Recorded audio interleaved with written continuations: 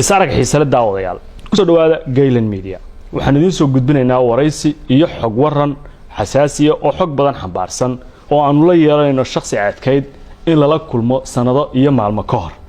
xog waraysigan xasaasiga waxaan ku gorfayn doonaa malafyo waaweyn oo xog badan ay dadka Soomaaliyeed ka hayn balse dhacdooyin dhacay oo ay yihiin kuwa taagan ilaa maanta la joogo waxaana la jooga oo martino ah Fahad Yaasiin soo dhawo waa dhawahay waan ku faraxsanahay inaan maanta la joogo dadka Soomaaliyeed siyaabo kala duwan marka looga hadlayo waa kuma Fahad Yaasiin hadda meel aan ka bilaabo ma aqaan waa horta waa kan kula jooga haddii laga wado yani taariikhda iyo backgroundka magacaaga waa Fahad maxaa ku raaca aniga waxaa la yiraahdaa Fahad Yaasiin Xaaji Taahir waxaan ku koray qoys diineed inta aanan ka gudbin Fahad Yaasiin dhawaan waxa la shaaciyay Fahad Axmed Daahir iyo Fahad Yaasiin ma farqiga u dhaxeeya labada magacba waa jiraan Fahad Yaasiin uu jiraa Fahad Axmed Daahir uu jiraa marka documentigu waa sida Fahad Axmed Daahir ugu qoran laakiin qoys ahaan Fahad Yaasiin baa la yaqaanaa magaca Fahad iyo Yaasiin waa isku hal qof waa magacyo israaca waay oo la wada yaqaan oo hal qof oo Fahad la yiraahdo Yaasiin la yiraahdo ma Soomaalidu dhammaan taqaana magac qoysna way leeyihiin magac documentiga ugu qoran way leeyihiin laba magac la tahay magac saddexaad inuu jiro dhici kartaa markaan yar Cabdiraxmaan baa la dhihi jiray koritaan ahaan waxaan haynaa inaad ku barbaartay gobolka Gedo halkaasna aad ku hana qaaday dulmarkoodan ku sabay koritaankaaga aniga marka koowaad waxaan dhashay 7-meeyadii bartankeeda ama aakhirkeeda u dhow waxaan ku koray qoys diineed waxaan ahay hooyo koris ayada ay barbaarisay ayada ay korisay wayna nooshahay ilaahay cimrigeeda iyo caafimaadka uu hawsiyeeda iyo labadaba yani waxaad ku kortay agoon kuma korin laakiin waxaan ku koray hooyadaba ay korisay marka way jiraan ilmo hooyo korisay iyo ilmo aabba koriyay aabahay uu noolaa caafimaad qabay laakiin duruufo jiray dartood markaasuun hooyo koris baan sidii aan Soomaalidu baa taqaana in badan oo kamid ah hooyo korisay noloshayda intii aan guuleystay intii aan wax qabtay intii aan wax bartay intii aan noolaa ilaahay ka soo koob qofka aan uga hayo abaalka tarbiyada iyo talada iyo ducada waa hooyaday yaraanteedii baan quraanka bartay waxaan u maleynayaa anoo 10 sano ka yar inaan quraanka xifdiyay markii aan ahaa 13 jir Soomaalidu waxay taqaanaa wax la yiraahdo kabiir baan dugsi quraan ka noqday kabiirnimadaas waxay keentay inaan markii dambe u gudbo inaan macallin quraan noqdo intii aan 16-15 jirayna macallin dugsi quraan baan noqday cimrigayga ugu yaraan 9 sano 11 sano ku dhow waxaan ku mashquulsanaa oo ka shaqeeyay macallin dugsi quraan oo aan dad waaweyn quraan baray dadka hore waxaa la dhihi jiray dugsi hebel buu kiciyo laakiin marka baadiyaha la joogo magaalada marka la joogo dad quraan la baraa waa la dhameeyaa dana kuwa kale la baraa yani Fahad waa macallin dugsi quraan waa soo maray noloshaygu bilowgeedii waxaan ka bilaabay dugsi quraan inaan macallin ka noqdo waxaan aaminsanahay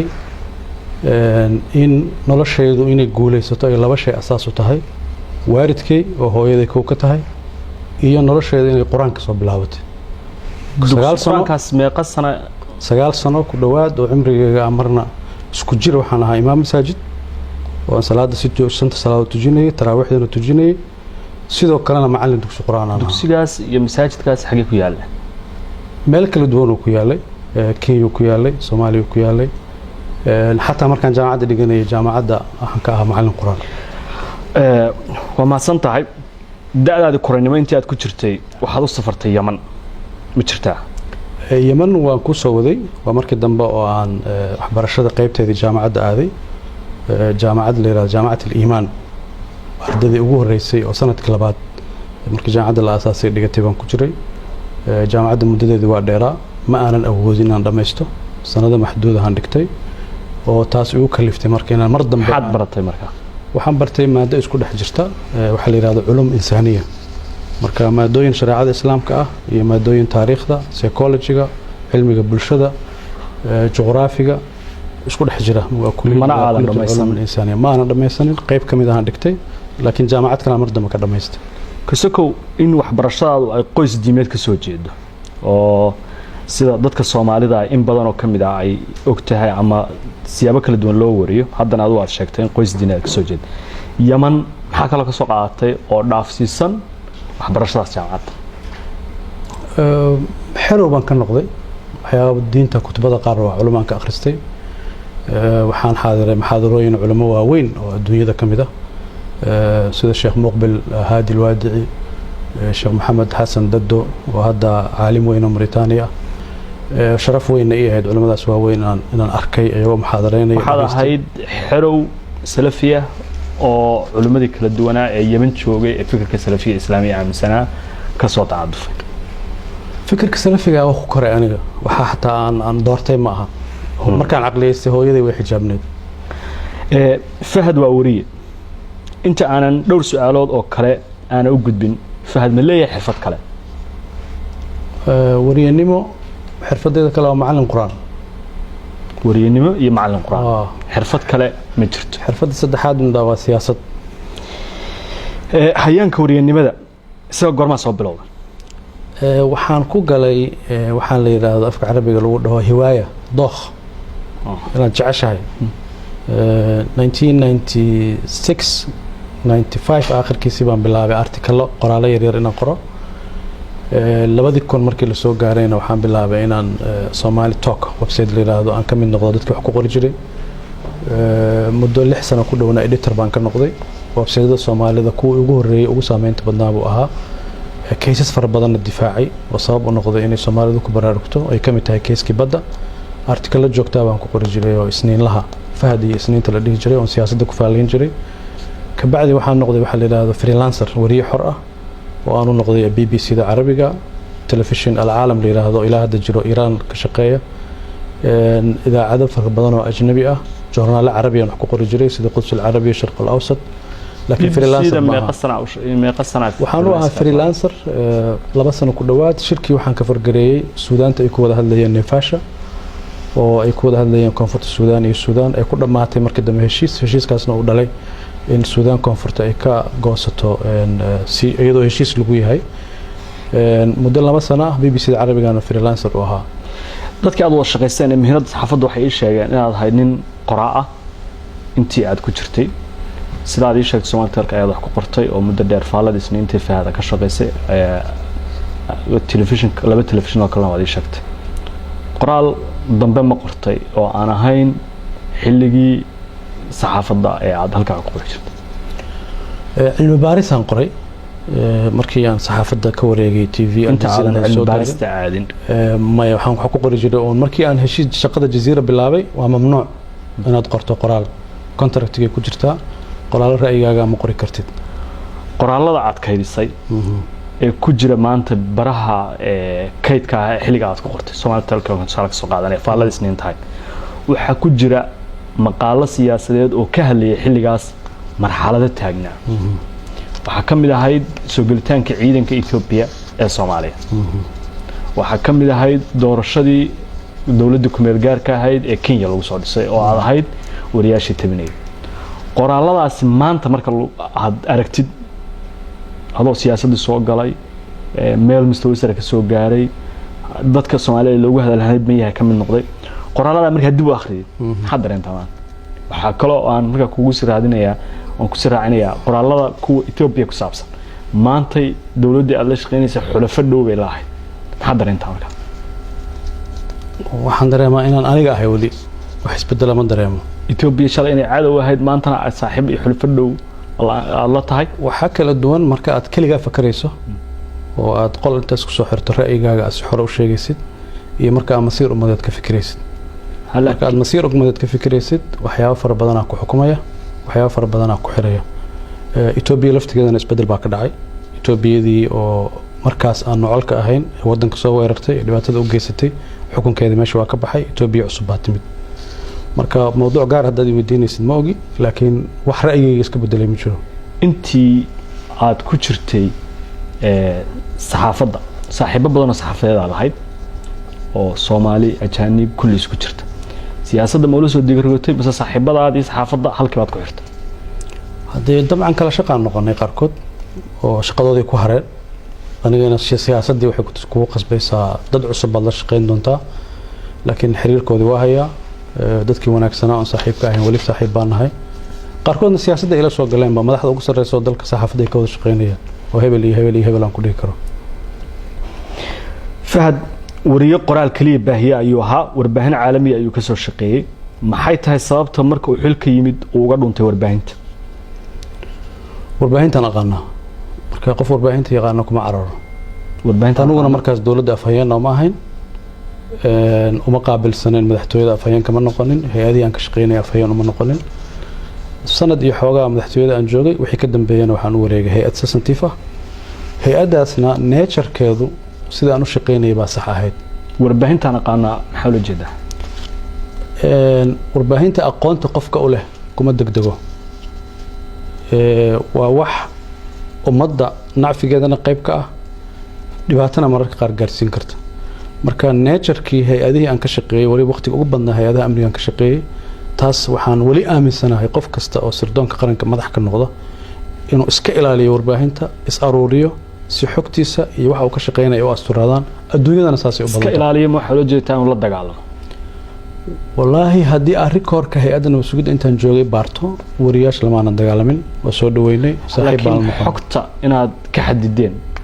ama laamaha amniga guud ee dowladda ha ahaato weliba aragtida adiga ay kaa imaanaysa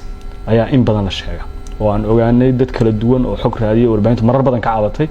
xogta helitaankeedii adigoo la rabay inaad wariyo tahay soo dhaweysatid saaxiib dhow ay kula noqdaan wariyaashu maadaama aad tiimka ka mid ahayd sidaad horey ugu sheegtay سيد أركتها إذا ناس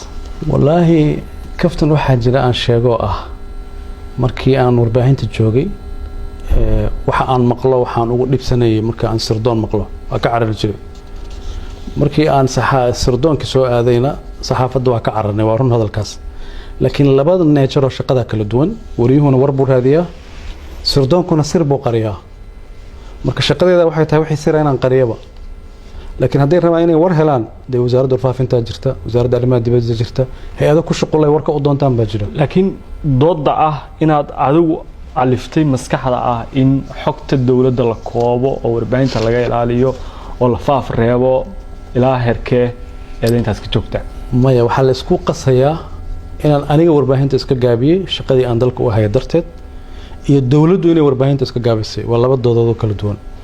ما قسم أيضا ولا ورئيس ما بحس ورئيس وقاعد جري لكن ورئيس أم بحيو مرة إذا عد ورئيس سيوا أمرين يعني هالمرة عيد مهما حسوس سيدا نو كلام نشوفنو لكن ورئيس تي في وما أني قال لي ورئيسنا يكنا أوريه الجزيرة انت هالسنة كشقينيس قيبتا ورا كاميرا كلا عليه اسكودر الجزيرة لأن ونتورك والها الجزيرة شبكة النت شبكة الجزيرة وحاء الشقي تقريبا 12 سنة وحرير waxaan ka soo bilaabay wariye waxaan ka soo bilaabay inaan noqdo madaxa xafiiska Aljazeera ee Soomaaliya haddana waxaan noqday madaxa xafiiska Aljazeera ee Geeska Afrika 7 sano ka bacdi ama 6 sano bar ka bacdi waxaan u wareegay qayb kale oo Aljazeera kamid ah oo markas Aljazeera lidaraasad oo qaybta cilmi baarista ah oo markii u horeysay la sameeyay in Afrika gaaraan bariga Afrika aan aniga wakiil uga ahaa cilmi baaris xoog leh baan sameyn jirnay qaarna aniga aan qori jiray qaarna aan dad u xilsaaran jiray هذا إلى آخر كاس إن هذا قفك أفريقيا لا يقاطع معك علم باريس الجزيرة من هذا ظهير كله فهذا حقوق كسبان وحلم إذا هدتك كل الجزيرة وشقينا ما يوقف الجزيرة ضلع كلية ضلع لكن أفريقيا صومالي مركز لقاها الله أفريقيا لقى سيها الله وقف كلية الجزيرة إلى مستوى صوماليا وحانها قفك أجوه الرئي أو صوماليا والجزيرة قفك أجوه الرئي والجزيرة وشقيا أنا جوها ما يبي إلا يابان مريه شقدي ذا يفعنيد وريه إلى أي علم بارو شقية في الجزيرة يعني نقطة تكذب دولة القدر آد أيوكو كل صنعت وحنا نقطة قفك أي كلا هذا الشو ملف كذا أما أرميه هذا كوة جهان صوماليا وركاسي مرنبا وقار ما كان لسه مركان وريه هم يكان لسه وريه إلا سياسة داسوك وريه النمذج هذه مركان كوكوم سياسة دوان عادي دونا لكن وريه النمذج وحنا نقطة جيت الباب ك dowladda qadar marka ay doonayso inay ka ogaato macluumaad kala duwan xaalka Soomaaliya iyadoo ay dawladihii dhisan yihiin ama ku meel gaar ah ama dawlad joogta haate qofka lala xiriiraya inuu faham noqdo saameyntaas sidee fahad ku keen ani ma aqaan xogtaas meesha ka heshay dawladda qatar aniga waxaan kala shaqeynayay aljazeera ee dawladda qatar iska leh ayaga maalgelisa hadda ka hor baan diblomaasi weydiiyey waxaan ku iri inta wariye CNN u shaqeeyo masaafada u jiro dawladda Mareykanka baan u jiray dawladda qatar marka cidaan u shaqeynay aljazeera ahayd not dawladda qatar aljazeera dawladda qatar iska leh hadii CNN ba Mareykan ba iska leh marka qofka CNN u shaqeeyo dawladda Mareykanka u shaqeeya waxaan ma jiro xiriir fahad iyo dawladda qatar intii wariyaha ahaa ka dhaxeeyay oo ay u soo martay arrimaha Soomaaliya iyadoo aan dawladda Soomaaliya soo marin isaga soo wakiil hal qof oo mas'uul ah dawladda qatar ka tirsan ilaa dawladda Soomaaliyeed aan mas'uul ka noqday lama kulmin weliga lama kulmin waxa la kulmay waxay ahayd aljazeera iyo cidda madaxda ah xuduud kale oo ma gudbeen waxaan u maleynay ayaga laftigoodana wariye oo ma baahnaynba way haysteen mechanism kale wax ku raadsadaan fulayxantis ma mooga Fahad Yaasiin yaraantaadii ma ka mid noqotay dadkii ku tababartay macskaraadka iyo xeriyihii military ee ay kooxaha islaamiyiinta Soomaaliya lahaayeen tababar nooca military ma kooda ma weliga ma galin macskar xerowga marka ahayd xilliyadii 90aadkii oo ay Soomaaliya saxawaadku aad u soo kobceen ay doonayeen xukunka Soomaaliya in loo bedelo islaami inaad ka mid noqotay ma jirto qaybta aad weydiinayso waa mucaskar iyo tababar weliga ka mid noqonan xero military ma galin xero tababarna ma galin weligeena ka dagaal ma galin markii wariyaha aad noqotay ama qoraal ha ahaato ama muuqaal ha ahaato ama imaadaba xilligii muqaawamada aad baa u firfircoonay dhiig badan baa u haysay dagaalkii socday ee Itoobiya looga soo horjeeday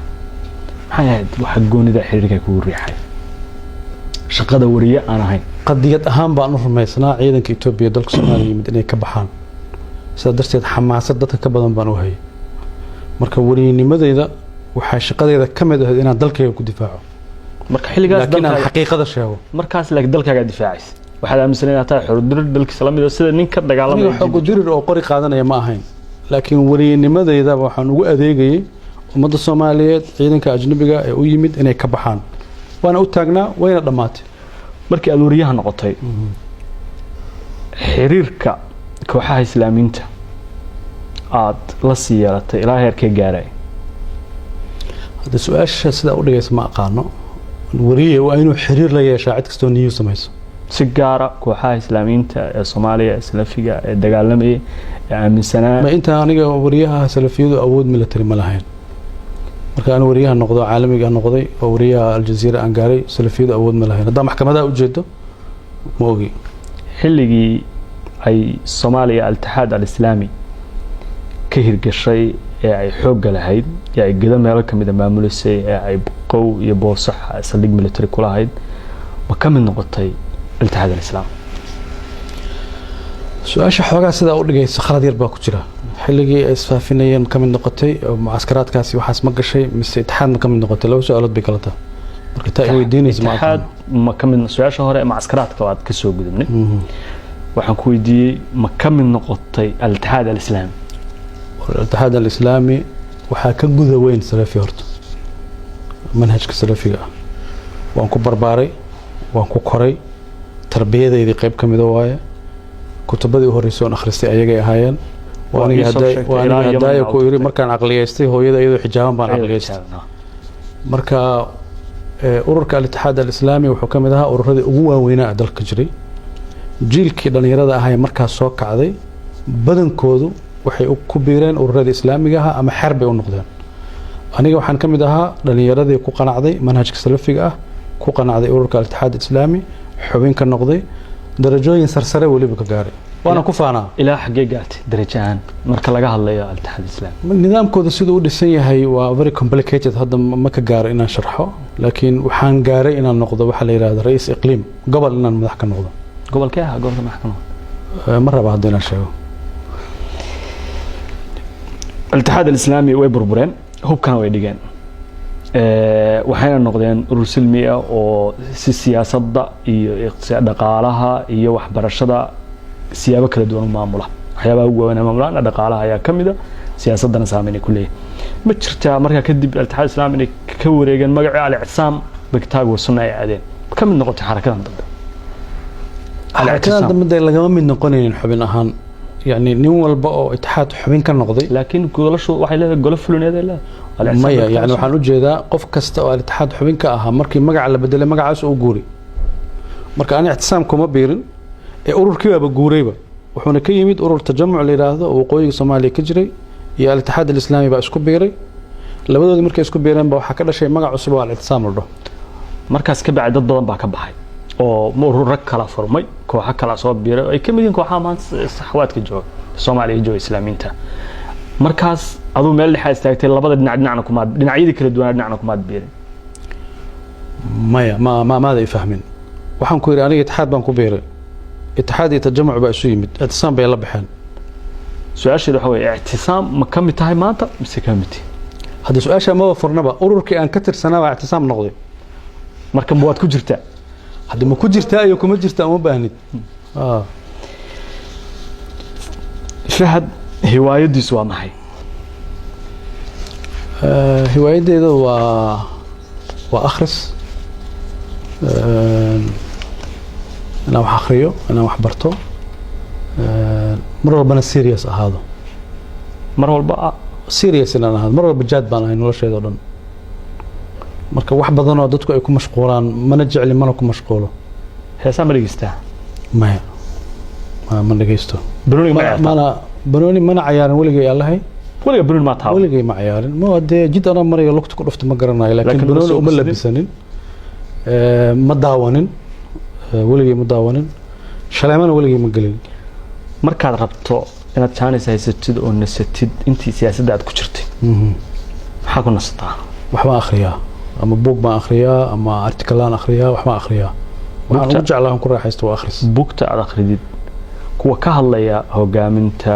siyaasadda yaa soo dhigataa waxyaabaha ugu badan oo aan akhriyay aniga waa taariikhda marka waliba taariikhda islaamka aan ugu jeclahay siirada nabiga kaleey salaatu wasalaam taariikhda islaamka ku soo xigtay dawladda al-Abbaasiyya dawladda al-Uthmaniyya dawladda al-Umayyah tarbiyada ugu wanaagsan oo siyaasad laga dheehan karan waxaan u haystaa inay tahay taariikhda islaamka Fahad aad buu soo qariyay 10 sano ee la soo dhaafay marar dhif iyo naadir oo sawirro laga helo mooyaan aad ay u adag tahay in la ogaado ama ay adkaatay sawiradiisa oo fasaaxa iyo muuqaaladiisa iyo wareysiyadiisa in la arko maxaa ku dooratay inaad qarisid inaan banaanka u soo baxo muhiimad ay leedahay ma garanayn hadayna waan ku sheegay hay'adda sirdoonka aan u shaqeynayay wali waan aaminsanahay qofka hadduu sirdoon yahay inuu is aruuriyo intaadan sirdoon ka noqon ka hor ayaad go'aamisay inaad dhammaan isqarisid sooma maya hadii ani dawladda waxaan u shaqeynayay 5 sanaba ka hor dawladdu ma shaqeynin ka hor laakiin markaaga hore sawirada iyo macluumaadkaaga way koobnaayeen sooma 10 sano ay ugu dambeeyay soo aniga wariyaha ahaayo 4 saac jaziira ka hadli jiray oo 4 saac wareysi qaadi jiray oo mar walba TV-ga live soo gali jiray markaas ay isku qariyay baraha bulshada ma isticmaashaa socialka waligay ma furanin waliba fursad fiican aan uga faa'iideysan karo account Twitter oo aniga aan leeyahay ma jiro account social media oo dhan Facebook aan leeyahay ma jiro waligayna ma furanin wax kasta oo social media oo magacayga ku qoran oo munaasabad fiican aan uga faa'iideysan karo aniga mali waligayna ma furanin ku tala jirtaa haddana furat ilaa hadda fikirkayga wuxuu ii sheegayaa inaan furanin waxaan aaminsanahay qofka maskaxdiisa inuu asaga maamusho maskaxdaadu haddii dad kale kula maamushaan waa khatar weyn sidaa darteed social media dadka waliba waxaan dhahaa ha ogolaanina in maskaxdiinu shirka noqoto guri furan oo cid walba soo geli karta inay noqoto Fahad dadka Soomaalida dad badan ayaa jecel inuu u noqdo qof ay ku daydaan tusaale ahaan marka laga hadlayo qof saameyn badan ama dawlad ha ahaato ama ha ahaato sida uu u dhaqmayo iyo sida marar badan iyadoo aad loo dhaliilayo loo maagayo waxa badan laga sheegay qarsada oo aamusa maxay tahay waxa adeegsatid ee gaarka siyaasiyiinta kale ee Soomaalida maanta markii la dhalay Brito calaya siyaasiyiin ka jawaab adiga laakiin aamuska maxaa ka faa'iida wallahi dee waxa suuragal ah stiil khibradan saxaafadda u leeyahay inay tahay in la iska daba qayqayli waxa ma soo kordhinayso waxa fiican hadalkaagu inuu munaasabad leeyahay waqti uu ku aadan yahay waqtigaasna uu nacfi u leeyahay qodobka labaad aamuskayga aniga ma ahayn waxa aan kaligay doortay shaqadeeda qayb ka ahayd marka nin sirdoon oo shir jir ay taagan waligeed lama arkin Soomaaliya ka dhici jirtay wax saxana ma ahayn in aan aniga idaacad soo istaago oo aan ka hadlana munaasabadeediiba ma hayninba chief of staff marka aan hayna madaxtooyada afhayeen bay lahayd marka ma jirin sabab inaan soo istaago aan idaacadda ka hadlo waxaan rabaa inaan soo gabagabeeyo qaybta ku saabsan waa kuma Fahad Yaasin su-aasha u dambaysa aan rabaa inaan ku weydiiyo waxaa waaye dad badan oo Soomaaliyeed hadday isku dayaan ama dhalinyaro in Fahad uu yahay qof ay hiigsanayaan maxaa kula talin lahayd saddex shay baan kula talin lahaa marka koowaad hadafkooda iyo shaqadooda inay islahaato hadafkay u socdaan iyo shaqadooda inay islahaato midda labaad moralkooda damiirkooda iyo shaqadooduna inay islahaato midda saddexaad waalidkiisa inuu ka ducaysto hadday nool yihiin su-aal kale ayaa igu soo laabatay waxaa lagu sheegaa nin run badan aamin ah ka go-naansho leh saxda walahi aniga waa sax ma dhihi karo laakiin waa dadaalaa intaan ku dadaali karo waa dadaalaa qofkii aan siyaasad ku ballanno inaan ilaaliyaan isku dayaa waqti badan geliyo xataa haddaan ogahay inaan ku khasaarayo waan raacaa ballantii aan ballanno waa inay igu dhacday marar fara badan dan dad ballan la galay siyaasad la galay anoo og in meeshaas inaanan ku guulaysanayn laakiin shakhsiyaddeeda inay iisoo harto waa meesha aan ka dhaho marar badan siyaasadda iyo qofnimadaada iyaysan iska kaa raacin qofnimadaada ha ku harto aad baad u mahadsantahay Fahad Yaasin qaybtii ku saabsanayd waa kuma Fahad Yaasin waan su'aalo badan ka weydiiyay haddaad iyo ogolaatid waxaan jeclahay inaan ka gudbo fadlan una gudbo qayb kale oo ah siyaasadda iyo soo biiritaankaaga su-aasha koobaad Fahad goormuu siyaasadda ku soo biiray wallaahi waxaa jira dee theory la dhaho saxafiga iyo siyaasaddu waa daris adiga hadda siyaasadda masaafo yar baa u jirtaa marka wixii aan ka shaqaynayno warinaynay oo dhacdooyin siyaasadeed ahayd haddii intii siyaasadda Soomaaliya ay socotayna badankeed waa ku dhex jiray mar article baan ka qorayay mar waa warinayay mar siyaasiyiintaan la joogay laakiin hadday tahay xil dowladeed goormaan qabatay 2017 baan qabtay oo shaqo dowladeed soo galay markii kuugu horeysay oo si toos ah aad siyaasadda ula soo falgashid ama waxa Soomaaliga loo Soomaaliyeeyay saamilayda siyaasadeed goormay ahayd waa doorashooyinkii u dambeeyay dalka 2012 September waxa la doortay Soomaaliya Xasan Sheekh Maxamuud doorashadii ugu horeysay ee Muqdisho ka dhacday waxaan ogaaday macluumaadkuna ay xaqiijiyeen inaad ka mid ahayd dadkii Xasan Sheekh ku qancay inay soo dhisaan oo madaxweyne ka dhigaan oo ololahaas qayb ka noqotay sax miya ololihii madaxweyne Xasan Sheekh 2012 qayb baan ka ahaa lacag aad ka soo qaaday dawladda Qatar in Xasan Sheekh Maxamuud la siiyay oo madaxweyne uu ku noqday 2012 ayaan haynaa macluumaad la xiriira saxba isma inaad ku qancisay dawladda Qatar inay taageerto madaxweyne Xasan Sheekh si uu madaxweyne u noqdo ma wax xaqiiqa ma waxba oo marka wariyaan baahaba marka uma baahnayn ba lacag laakiin waxa kamid ahayd kooxda ololaha madaxweyne hadii ololaha waxaan uga noqon karaa maskax waxaan uga noqon karaa connection waxaan uga noqon karaa dadka inaan u qanciyo oo u sheekeeyo oo saaxiibo u abuuro laakiin warbixintaas wax faafay waa Soomaalida dhexdeeda ku faafay xaqiiqana kuma dhisna totally wax ka war faafay oo aan salary raad lahayn waa ma jirto hadda waaba ku ireeb war faafay oo salary raad lahayn waa mana u baahnayn ba 2015 waxaad iska diiday xil wasiirnimo waa lagu magacaabay ra'iisul wasaaraha ku soo magacaabay wasiir baa lagu soo magacaabay waa ka cudud daaratay ayadana baarlamaanka la gaaray maxaa ugu cudud markaas dawladii jirtay inta aanan wasiirka la magacaabin anoo waliba ku ixtiraamaya kuna qadarinaya inay wasiir ay magacaabeen wasiirka dekedaha la magacaabay xukuumadii waxay ahayd ra'iisul wasaare Umar Cabdirashiid xilligaas qanaacadeeda siyaasiga ah iyo qanaacada dawladda markaas jirtay isma waafaqsaneen marka waxaan diidanaa wax damiirkayga iyo qalbigayga iyo qanaacadeeda aysan raali ka ahayn inaan ka mid noqdo saasaan uga cudur daartay si ixtiraam leh oo asturan baan uga cudur daartay imaanshihii madaxweyne Xasan Sheekh ee 2012 waxa la bilowday kelmad la yiraahdo mulkiilaha dawladda dad badan waxay qabaan inaad ka mid ahayd mulkiilayaashii dawladdaas dadkii wax ka dhistay waliba kuwii foolaadka ahaa sidaan hore kuugu sheegayna dawlado kale cilaaqaadkood ama malafkooda hayay waliba xilligaas mas'uuliyadaadu ay dawladdaas qadar dhankeeda ka timid iyo saameynteeda taas ma sax baa mise waa qalad والله ده أنا واحد كم ده دنياردي الصوماليات مدحونا حسن الشيخ لما كنا لبيه طبعا قرب استاجي هو جان كيس أقبل سنة إنه ضلك هو جامي كشقيني دور كأن كلها أنا واقع قتي لكن إن عاد مرضى مسقوتين يا شرتي وزير نودا السياسات كنت جدي سان حكت كوهايو منو شيء كرتها هل يلا بقى وحيابها قناع على أنت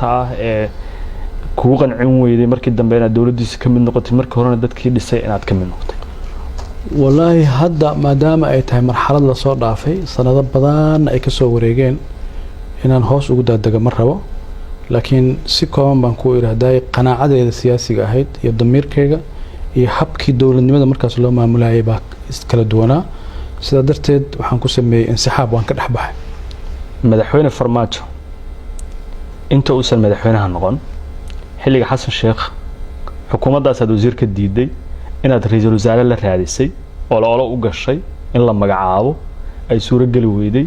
sida kadibna aad xukuumadda uga baxday taas ayaan haynaa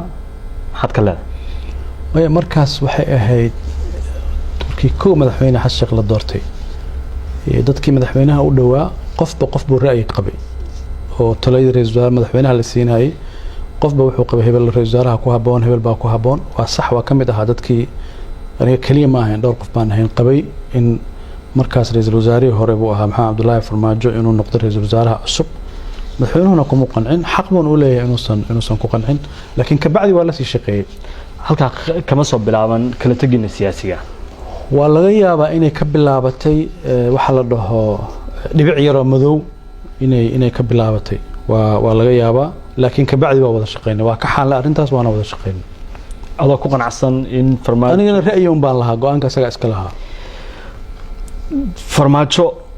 مركز وضوء ولا ليس حقيقة صب الوضع السياسة هاي نسبة رشدين مدحوين محمد عبد الله فرماجو ضدان صاحبنا هاي بهورت إسكاي بري مركي رئيس الوزراء أهانا ورئيس من مركز قاضي لكن ما أنا شيء كيسنين أو ضد شخصيا وشيء كيسمعنا هين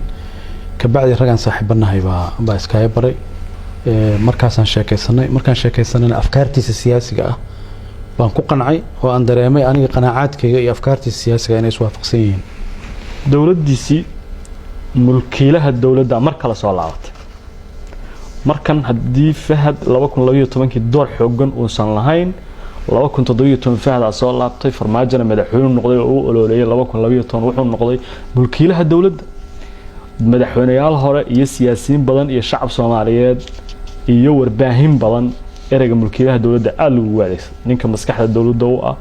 warkiisa ku kala socoto waxa uu isagu yiraahdo kaliya ay shaqeeyaan aragtaas saad u aragtaa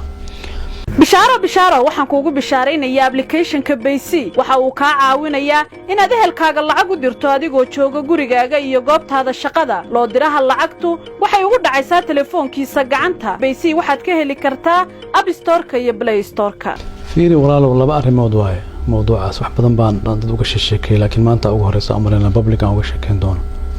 horta erayga mulkiilaha eray asluubaysan ma aha dawladda in la dhaho qof ba mulkiila ah eray يعني قرن لماذا يجريتان كأمضة يباحد دلك وليه إن قفل الله شيء وحاجة ما هبونا وإري أرنتي كحوم هذا المسؤولين ووين استعمالين أو إري يعني أنكسي فين كرواي كم هبونا إن دلك يقدرك الدهيل بملكيلا لكن هو عذر سياسة دلك مددر سو هاي أو إنستوشنالي إن لقفيه دولدي لقفيه أو لده هبل وأنا nidaamka xisbiga ahaa iyo xisbiyadii siyaasadda oon hana qaadin baa qayb ka ah in marka waxa la shakhsiyeedayo taas waa mid labaad waxa waaye madaxweyne maxamed cabdullaahi farmaajo ugu dhawaatay haday weydiinayso de khalad ma inaa u dhawaado hogaamiye kasta qof baa saaxiib la ah nabi maxamed calayhi salaatu wasalaam abubakar baa dadka ugu dhawaa abubakar cumar bin khadaab baa dadka ugu dhawaa marka every leader hogaamiye kasta dunida yimaada qof saaxiib la ah waa jiraa أنا شرفت إيه تام الحين محمد عبد الله فرماج إنه صاحب يقدر كتير ضدك أوده ويقدر كتير صاحب تنيول مركز لقيت تقول حولها الدولة الصومالية إلا من بلو إلا من دمات والسياسي كائنات جوانك قدام بيا لهاي جوانك قدام بيا مرنا وما يلين كريم لكن وحن جوجي institutionada lagu kariyo go'aanka marna jiif waxaan ahaa madaxa xafiiska madaxweynaha agaasimaha guud ee madaxtooyada shaqadiisa waa taqaana madaxweynaha qofka ugu dhawaa marna waxaan ahaa agaasimaha nabad sugidda ee sirdoonka qaranka waa qofka madaxweynaha shaqo ahaan ugu dhow oo amniga dalka iyo mustaqbalka dalka jaangoyntiisa tala kale marka Fahad Yaasiin inuu madaxweyne maxamed cabdullaahi farmaajo talada iyo siyaasadda processka lagu karinaya qayb ka noqdo xilkayga keenay anu qof ahaanteeda ma keenin mulkiila ma ahayn dawladii madaxweyne maxamed cabdullaahi farmaajo shaqaalan u ahaa dawladda aniga waana uga mahadcelinaa madaxweyne maxamed cabdullaahi farmaajo inuu siiyay laba fursadood oo wadanka ugu shaqeeyo laakiin awood badan leh haddii awoodda meesha ka raadinaysa ma aqaan ama dadku ka raadinaya waxaan ku iri madaxweynuhu marka uu go'aan gaarayo institutionna dhariya lagu soo kariyaa go'aanka sirdoonku waa kuwa ugu muhiimsan adduunka oo dhan dhariyada marka la soo kariyo dhariyada mid ka mid ah madax ka ahaa saa darteed madaxweynaha marka anaga u geynayna talo waxaan u geynaynaa wuxuu kala doorto tan iyo tan iyo tan baa jirta tan baa tii adiga munaasab kula qaado laakiin intaasoon option jiran warbixintaana jirta marka koofiyadii uu asagu ii geliyay ee ahayd shaqadu isiiyey baa waxay keenaysaa dhariyadii wax lagu karinaya mid ka mid ah ka shaqeeyo awooddaas ma la dhihi karaa Fahad wuxuu u adeegsaday dad kala duwan oo meelo kala duwan jooga oo siyaabo kala duwan leh oo qaarkood ay dhibsadeen go'aamadii uu karinayay ee noqdeen ama soo jeediyay kuwa la qaatay oo dad Soomaaliyeed dib ay kala kulmeen dad Soomaaliyeed dib kala kulmay hadal balaaran waaye laakiin go'aanka soo la gaaro dad baa dhibsanaya dadkii wadanka dhibaya baa laga yaabaa inay dhibsanayaan dadkii wadanka dhibaatada ku haya dhibsanaya waxa laga yaabaa go'aanadaas inaad adiga ahaan waad ku faraxsan tahay inaad saad u qaadateen aad soo jeediseen madaxweynuhu qaatay wixii ka dhalanaya inaad saas aad u aragtaan maslaxad hadee waxa aan dalka u joognay waxay ahayd in wadanka loo adeego madaxweynuhuna waa ilaaliyaha dastuurka waa ilaaliyaha danaha qaranka cid kasta oo ku kaalmeynaysana waa inuu kaalmaysto oo institutionadii dawladda ah ee adiga kala duwanaayo dawladda mudan aad baan kaaga mahadcelinayaa waraysigaaga iyo waqtiga aad na siisay waxaan jeclaan inaan ku weydiiyo madaxweyne farmaajo markii uu guuleystay waxaad noqotay agaasimaha guud ee madaxtooyada qaranka waa qofka ugu dhow sida aad hadda tilmaantay shaqo ahaan madaxweynaha horay waxaad u diiday wasiir xukuumadeed oo xasaanad leh oo baarlamaan ansixiyo oo shaqo qabta wasiir iyo agaasimo guudna way kala sareeyaan nidaamka dawliga marka laga hadlayo tii hore waxaad sheegtay inaad ka cudur daaratay darajo ahaan waxaa sareysay wasiirka agaasimaha hoose maxaa ku kala dooratay waan ku sheegay waxaan ku iri qanaacadeeda siyaasiga ah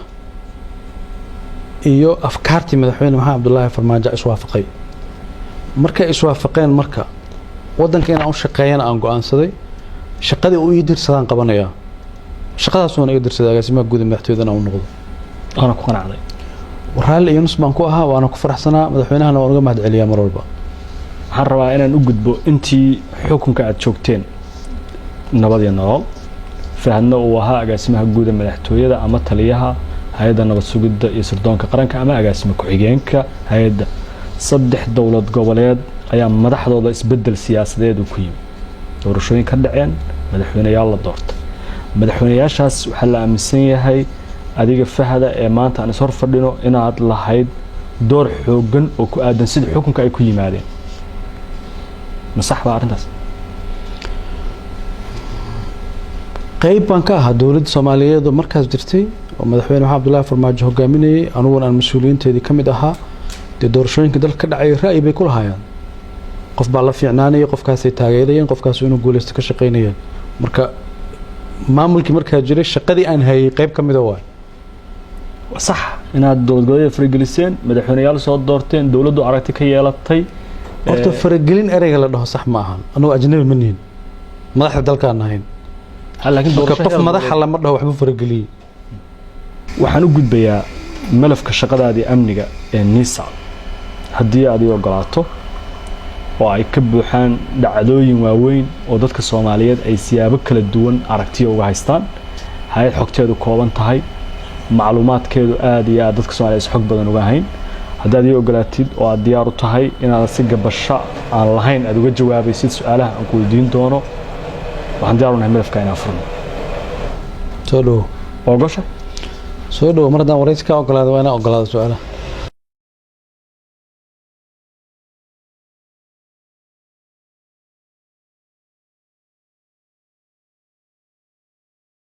ma jeceshahay inaad barato qur-aanka kariimka ah iyo culumta shareecada ugu kaalay